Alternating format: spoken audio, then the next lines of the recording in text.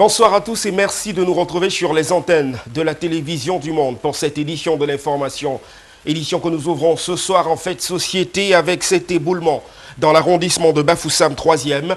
Le bilan s'est alourdi, 37 morts déjà enregistrés au dernier décompte. 13 maisons ont été ensevelies et plusieurs autres personnes sont encore introuvables. La battue se poursuit sur le site du sinistre au quartier Nkwaché où des engins lourds ont été mis à contribution pour retrouver les corps coincés dans les décombres. Un affaissement de terrain dû aux fortes pluies diluviennes qui se sont abattues dans cette localité serait donc à l'origine de ce drame. Jean-Jaime Yedna, Herbert Kouamou.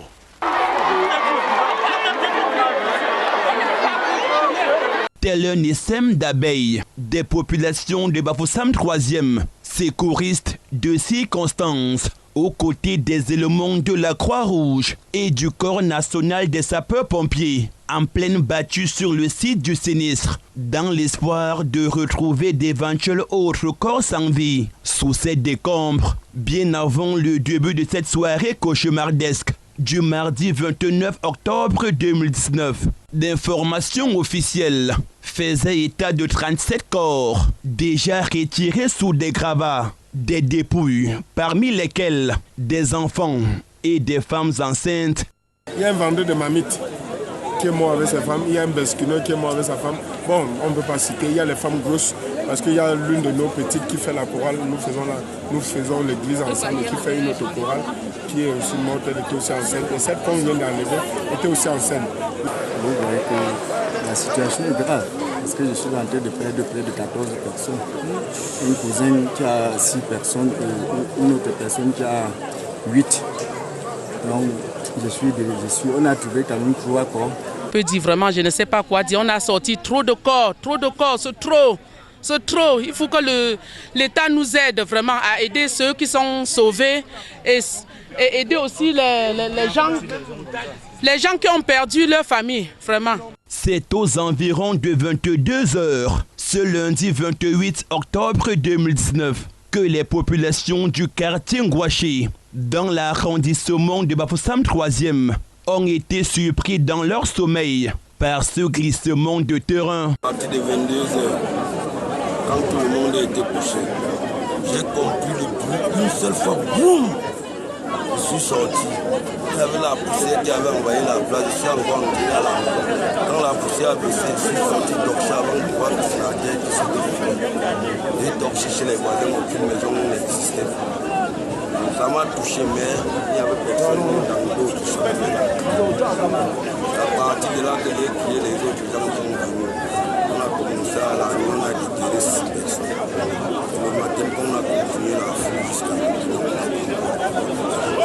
Et hormis les corps déjà retirés, le drame de Bafoussam 3e a enregistré plus d'une dizaine de maisons qui ont été ensevelies, des blessés graves et plusieurs membres de famille qui manquent encore à l'appel, selon le gouverneur de la région de l'Ouest Cameroun. Dans les décombres, on a identifié plus de 50 personnes qui sont portées disparues. Et à l'heure actuelle, les interventions sont en cours pour pouvoir déterrer et retrouver les corps ou les disparus. Donc c'est ça qui se passe maintenant. Nous avons cherché des engins qui vont entrer dans la danse. Un affaissement de terrain qui est la conséquence des fortes pluies qui s'abattent ces derniers jours à Bafoussam et ses environs. C'était aux environs de 22h30. 22h30, après parce que la pluie c'était à 20h. Aux environs de 22h30, on a compris comme si c'était le crash d'avion. Bon, on est quitté maintenant pour venir voir vraiment ce qui s'est passé. On a vu maintenant parce que tu nous vois, on est avec nos torches. Pour l'heure, les recherches se poursuivent au quartier Nkwaché, sous la coordination du patron de la région de l'Ouest, Awa Fonka Augustine. D'ailleurs, les engins lourds ont été appelés en rescousse dans l'espoir de retrouver les restes des victimes, encore coincés dans les décombres. Et au moment où nous allons sous presse, une mission interministérielle composée du ministre de l'administration territoriale, Paul Atangandji et celui de l'habitat et du développement urbain, Célestine Ketia-Cortez, étaient annoncés sur le site de la catastrophe. Ce après leurs homologues de la décentralisation et du développement local, Georges Elanga Obam, alors en visite de travail dans la région de l'Ouest, qui a fait un tour aux premières heures de ce mardi pour réconforter les victimes et d'encourager les opérations de secours. Toujours en rapport avec ce drame, information de dernière minute, le bilan s'est alourdi. On parle désormais de 43 corps qui ont été retirés des décombres, des corps qui ont été déposés à la morgue de l'hôpital régional de Bafoussam. Hormis le bal des autorités et membres du gouvernement, les hommes politiques ont également fait le déplacement au quartier Nkwaché. C'est le cas de Sa Majesté Paul Tachouan du Social-Démocratique Front qui revient au micro de nos reporters Jean-Jamais Yedna et Herbert Kwamo sur ce drame. Regardez. Les conditions dans lesquelles vivent nos populations, c'est regrettable. Les gens sont là, ils construisent en contrebas des collines parce qu'ils n'ont pas là où ils peuvent rester dans un endroit urbanisé. Vous voyez les conséquences, elles sont néfastes. Hier, c'était Boyard, Limbé et autres. Un peu partout les éboulements. Aujourd'hui, c'est Bafoussam. Nous avons déjà, d'après les informations que j'ai recueillies tout à l'heure, retiré 43 corps de ces décombres. Voilà 43 vies qui s'en sont allées à cause de notre faute. Oui, la famille SDF ne saurait rester insensible à cette catastrophe qui est naturelle. Et c'est la raison pour laquelle j'ai été déplacé sur le lieu, accompagné de mes camarades, pour essayer de nous imprégner de la situation. La famille SDF est en deuil. Bien que ce ne soit pas exclusivement les militants du SDF, mais c'est la population camerounaise. Nous sommes en deuil. Nous portons le deuil.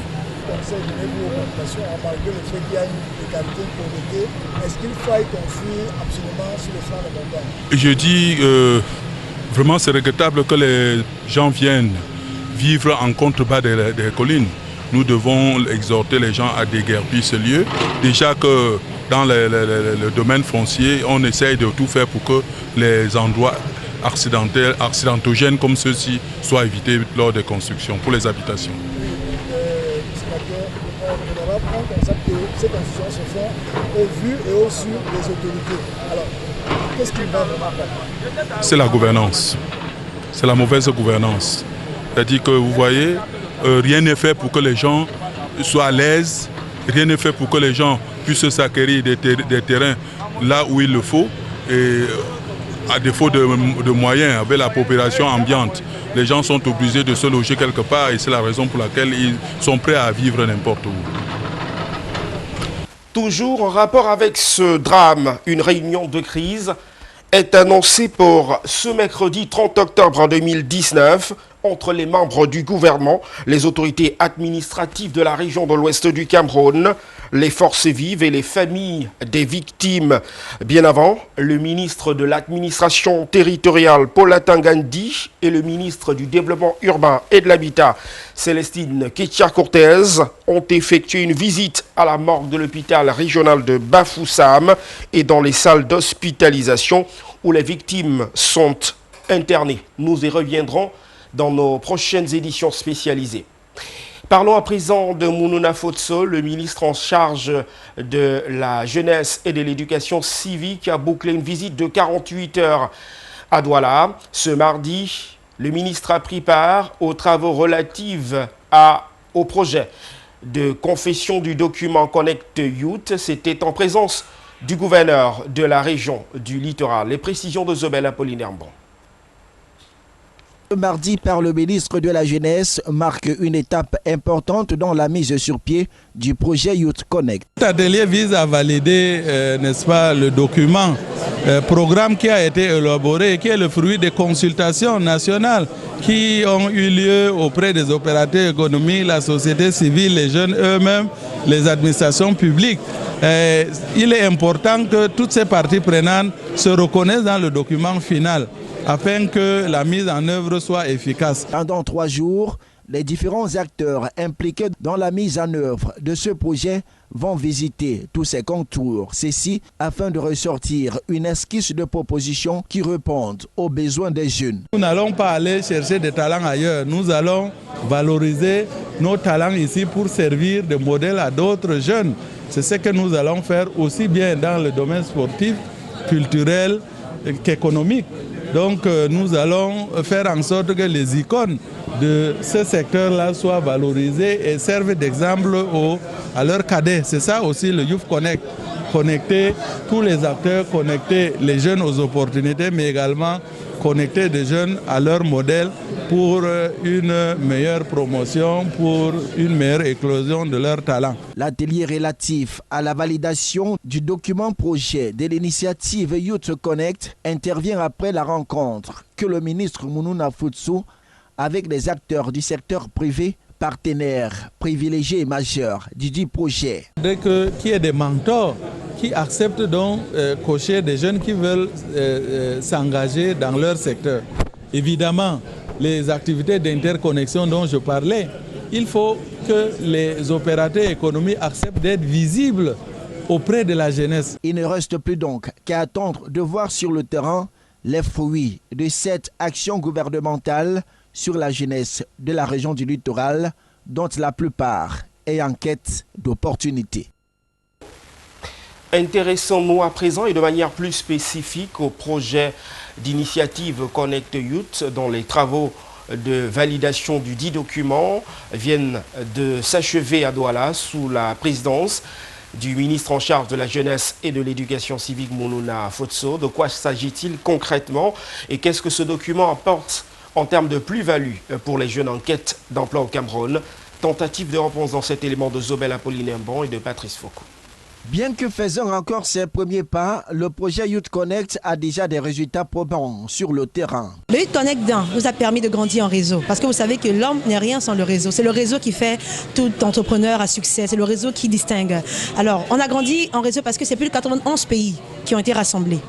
Donc, si aujourd'hui j'ai une idée de projet, je sais exactement à quelle porte toquer, en Ouganda, voilà, à Boston, etc., en Afrique du Sud. Ça, c'est d'un. Maintenant, en termes de connaissances, parce qu'on fait venir la crème de la crème, des cadres d'entreprise qui, au fil des années, ont accumulé un grand, je vais dire, atout en termes d'expérience et de connaissances. Cette retransmission-là. Non seulement ça, on a beaucoup eu des opportunités en phase de B2B.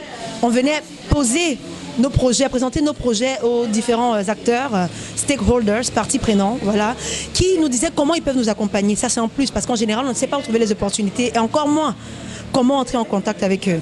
Bien qu'ils se retrouvent dans le circuit de ces initiatives entreprises pour lutter contre le chômage des jeunes, Youth Connect a quelque chose de particulier qui le distingue des autres. La première plus-value déjà, c'est que c'est une plateforme d'intégration. Le Youth Connect ne traite pas uniquement d'une problématique qui concerne le jeune, mais traite de toutes les questions qui promeuvent le développement du jeune. Les questions socio-économiques, les questions politiques, les questions de participation au développement, les questions civiques. Donc c'est tout un package d'opportunités en faveur du jeune. Des initiatives sont davantage entreprises pour intéresser le plus grand nombre de jeunes, même dans les zones les plus reculées. Beaucoup d'initiatives sont faites, mais elles sont développées de façon éparse.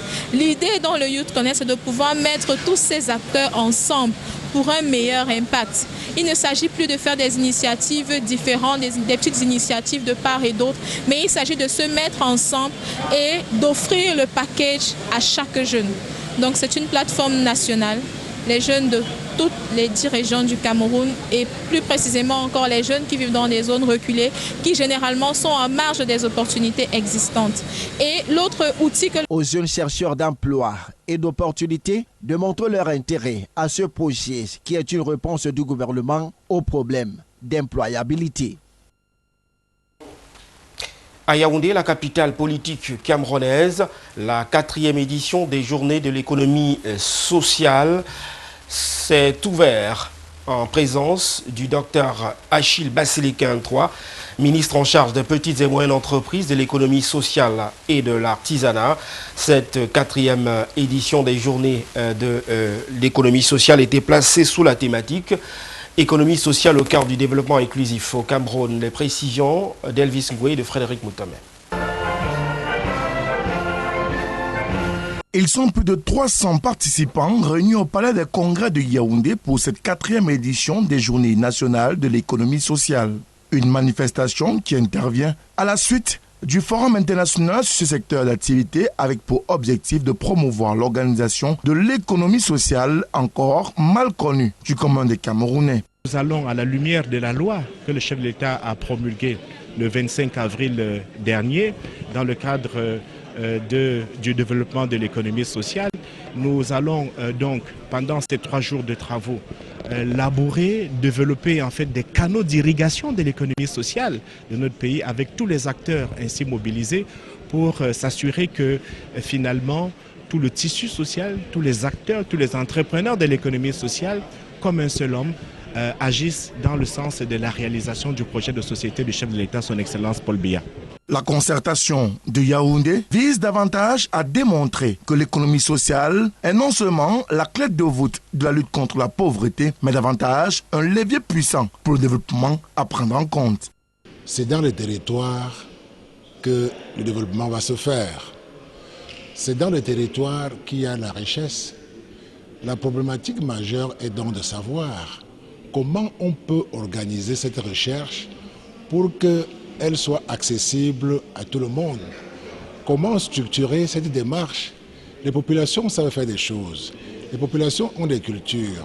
Elles s'organisent dans les GIC, dans les ONG et même parfois dans les coopératives. Comment donc aujourd'hui créer une dynamique et une synergie d'action pour que ceux-ci puissent effectivement récolter le fruit de leur rapport? Ouvert ce mardi par le docteur Achille Basli Ken-3, ministre des Petites et Moyennes Entreprises, de l'économie sociale et de l'artisanat, cette 4e édition des Journées nationales de l'économie sociale a pour thématique l'économie sociale au cœur du développement inclusif au Cameroun. Parlons à présent d'assainissement du climat des affaires à l'échelle internationale. La Banque mondiale a rendu son rapport 2020 Doing Business. Il s'agit d'un document qui classe 190 économies relativement à l'assainissement du climat des affaires dans ces pays respectifs. Et dans ce classement 2020, le Cameroun opère une régression d'une place mais reste leader dans la sous-région Afrique centrale. Les précisions dans ce reportage. La Banque mondiale vient de rendre public le Doing Business 2020. Il s'agit d'un rapport annuel qui cette année classe 190 économies en matière de facilité à y faire des affaires. Dans ce ranking, le Cameroun perd une place comparé à l'année précédente en occupant la 167e place, juste derrière le Bangladesh. Le pays de Paul Biya obtient 44,1 points sur 100 possibles, juste derrière le Burundi. Et pour cause, la Banque mondiale. Nous parlions donc de ce rapport Doing Business 2020 de la Banque mondiale, rapport qui établit en fonction de l'assainissement du climat des affaires les différentes économies à travers le monde. Dans ce rapport, le Cameroun a opéré une régression d'une place. Le pays de Paul Biya reste néanmoins leader dans la sous-région Afrique centrale. Plus de précision dans cet élément. La Banque mondiale vient de rendre public le Doing Business 2020. Il s'agit d'un rapport annuel qui cette année classe 190 économies en matière de facilité à y faire des affaires. Dans ce ranking, le Cameroun perd une place comparé à l'année précédente en occupant la 167e place, juste derrière le Bangladesh. Le pays de Paul Biya obtient 44,1 points sur 100 possibles, juste derrière le Burundi. Et pour cause, la Banque mondiale note que l'État du Cameroun a amélioré un seul indicateur sur 10. Il s'agit de l'accès aux informations sur le crédit. Le pays a établi un cadre par l'intermédiaire de la communauté économique et monétaire de l'Afrique centrale pour l'octroi des licences et le fonctionnement des bureaux de crédit. Dans la zone CEMAC, le Cameroun surclasse le Gabon, la Guinée équatoriale, le Congo, le Tchad et la Centrafrique. Rappelons que le rapport Doing Business prend en compte plusieurs dimensions importantes de l'environnement réglementaire qui affectent les entreprises nationales et fournit des indicateurs quantificatifs sur la réglementation de la création d'entreprises, les permis de construire, l'accès à l'électricité, l'enregistrement des propriétés, l'obtention d'un crédit, la protection des investisseurs minoritaires, le paiement des taxes et autres commerces transfrontaliers. Un rapport de la Banque mondiale qui mesure également les aspects liés à l'emploi et aux contrats avec les gouvernements. Fuyant le théâtre des opérations dans les régions chrysogènes du nord-ouest et du sud-ouest du Cameroun, ce sont au total 1200 déplacés internes qui sont enregistrés dans l'arrondissement de Loum, des déplacés qui viennent de recevoir une aide alimentaire du premier magistrat de la ville. C'était en présence de nos reporters Zobel Apollinaire Ban et de Château-en-Vallon. La vie n'est pas du tout rose pour les déplacés internes du nord-ouest et du sud-ouest qui ont trouvé refuge dans le département du Mungo, plus précisément dans la ville de Loum. Se loger et même se nourrir n'est pas chose facile pour certains. Et pour apaiser leur souffrance, le maire de Loum, Guy Wambo, a décidé de leur apporter un soutien en denrées de première nécessité constitué du riz, du savon, de l'huile et du sucre. Un geste de cœur fortement salué par les principaux bénéficiaires. Je viens du sud-ouest précisément à Etam. Je suis à Loum à cause de la crise anglophone. Pour le moment, je suis fier pour ce que j'ai reçu et je souhaite que le dialogue qui a eu lieu puisse résoudre ce problème qu'on a eu pendant 3 ans. Parce qu'ici, il n'y a rien à faire et on achète tout. Il n'y a rien à faire pour nous, on se débrouille seulement. Non, c'est tellement difficile pour nous.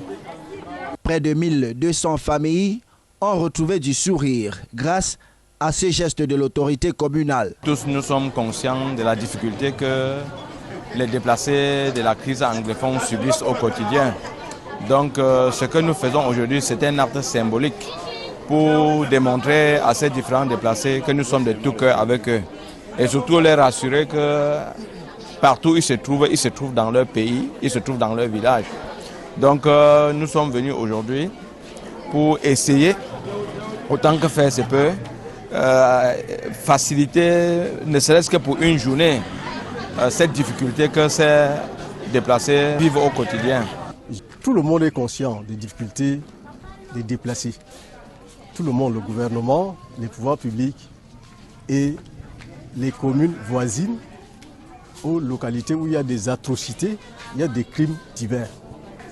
Donc pour le moment, on sait qu'ils sont là, on a leur liste. Ils sont dans des familles d'accueil, il y en a qui sont dans des autres. C'est dans le début d'une action qui va se poursuivre avec le concours de toutes les autorités de la ville de Loum qui ont décidé de faire un recensement de tous les déplacés qui se comptent à environ 1600 et de leur venir en aide en attendant que la paix revienne dans les villes de Boya et de Bamenda pour que ces derniers retrouvent leurs villages respectifs. Yannick Antoine Dongovin est le nouveau sous-préfet de l'arrondissement d'Imbam. C'est un arrondissement situé dans le département de la vallée du Ndem. Cet administrateur civil principal, ancien adjoint préfectoral dans le département du Ndé, a été installé au cours d'une cérémonie qui était présidée par le préfet du dit département à la place des fêtes d'Imbam. Plus de précisions dans ce reportage. Dispositif des grands jours à la place des fêtes d'Imbam, lieu des cérémonies de passation de commandement entre les sous-préfets sortants et entrants de cette unité administrative. Pour l'occasion, les corps constitués ont formé une haie d'honneur pour recevoir l'officiant du jour. Il s'agit du préfet de la vallée du Ndem, Bouba Arman. Après la revue des troupes et l'exécution de l'hymne national, la cérémonie proprement dite a pris corps, laquelle a surtout été marquée par le discours du préfet de la vallée du Ndem qui a insisté sur les défis qui attendent le nouveau patron de l'arrondissement d'Imbam. Nous venons d'assister à une très belle fête d'installation du nouveau sous-préfet d'Imbam. Cela en exécution de l'acte fort du chef de l'État qui a procédé le 7 octobre dernier à la nomination des sous-préfets à la tête des unités administratives. Le sous-préfet d'Imbam qu'on a installé ce matin a un vaste boulevard de chantier devant lui. Et vous l'avez suivi sur tous les plans, dans tous les secteurs. Il doit rester éveillé. Nous savons que nous sommes à la veille d'une élection, une échéance politique capitale. Les élections locales qui se profilent certainement à l'horizon.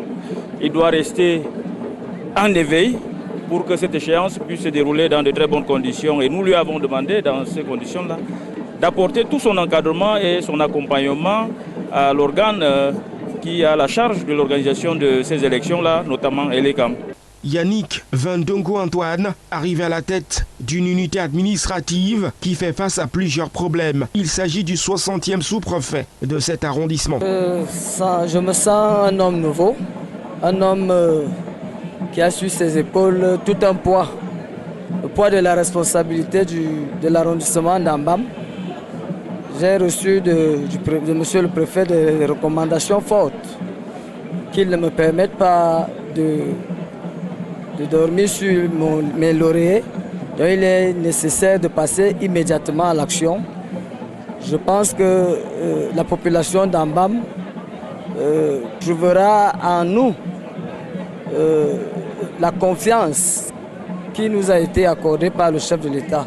Je crois que nous allons nous mettre résolument au travail immédiatement pour que les recommandations les objectifs soient réellement atteints dans les plus brefs délais. Cette cérémonie de passation de commandement entre le sous-préfet entrant Yannick Vandongo Antoine et le sous-préfet sortant Simon-Pierre Maria Tangananzala s'est achevée par un défilé militaire à la place des fêtes d'Amban, suivi d'une signature marquant la passation de services techniques entre les deux autorités. À Mokolo, dans la région de l'extrême nord du Cameroun, le chef de terre est désormais en fonction à Tangananzana puisqu'il s'agit de lui a pris fonction au cours d'une cérémonie qui était présidée par le préfet du département du Mayo-Tsanaga. Les précisions de Praxet Toulou et d'Adjegonje. Municipaux, membres du Parlement, chefs de services publics, parapublics, responsables des forces de maintien de l'ordre, chefs traditionnels, chefs religieux, responsables des partis politiques, forces vives de l'arrondissement de Mokolo,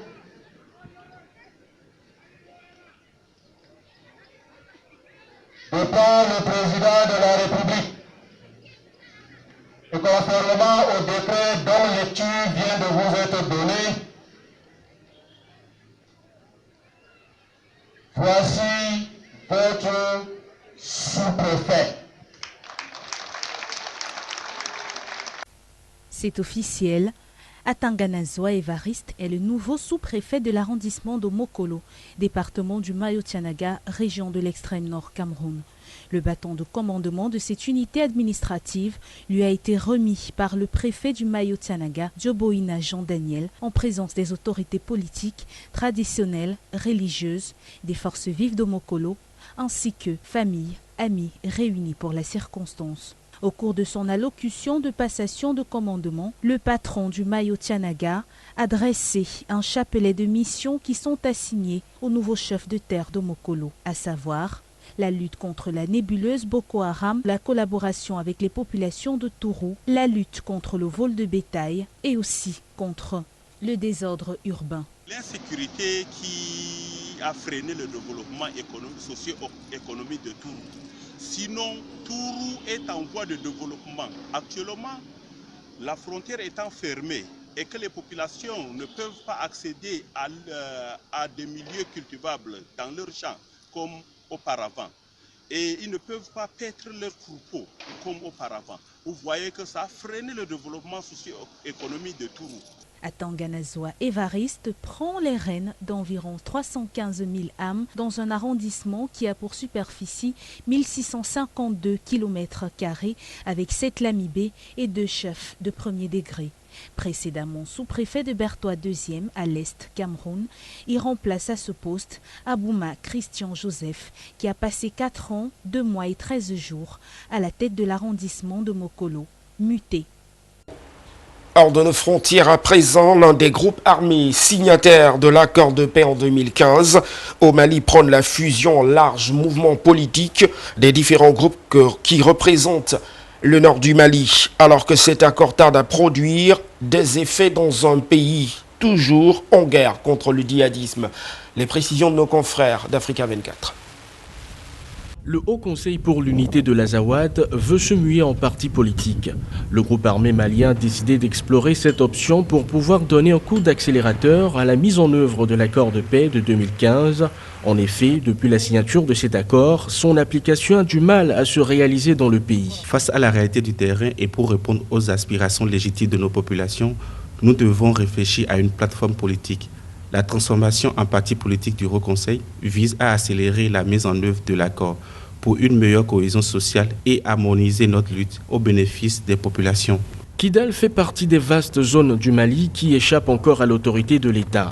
La situation de la ville suscite même l'inquiétude des pays du Sahel qui ne manquent pas de la taxer comme étant une base arrière de djihadistes. Il est évident que le mouvement djihadiste justifie une force de frappe sur les terrains militaires, mais en pratique, lorsque vous comparez le MLLA au gouvernement du Mali, le rapport de force est défavorable actuellement au MLLA. La reconversion d'un parti politique répond à des réalités sur le terrain militaire par rapport à cette question. Si le désarmement n'est pas réel, la reconversion de ce mouvement avait été soumise. Un parti politique ne pourra pas répondre alors à la stabilité de la paix au Mali. La paix restera vraiment précaire. On le voit tout récemment au Sénégal avec la Casamance. Alors on le voit également en Colombie avec les FARC. Il faut un désarmement des combattants.